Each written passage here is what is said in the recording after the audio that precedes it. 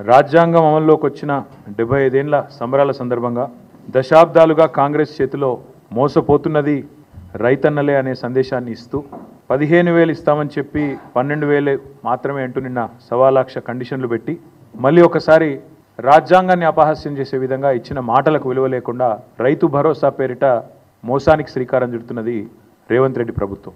కేసీఆర్ గారి పరిపాలనలో 10 ఏళ్లలో ఆనాడు రుణమాఫీకి అదేవిధంగా రైతు బంధు పథకానికి రెండింటికి మాత్రమే నేను చెప్పేది, మిగతాయి చెప్పని కూడా చెప్పట్లేదు. డైరెక్ట్గా రైతుల ఖాతాల్లో పడ్డ పైసల గురించి మాత్రమే చెప్తున్నాను నేను. రైతు బంధు రూపంలో 73,000 కోట్లు, 27,500 కోట్ల రూపాయలు మీకు రుణమాఫీ రూపంలో. ఈ రెండు పథకాలు మాత్రమే 1,00,000 కోట్ల రూపాయలు ఇవాళ రైతుల ఖాతాల్లో వేసిన ఘనత కేసీఆర్ ప్రభుత్వంది.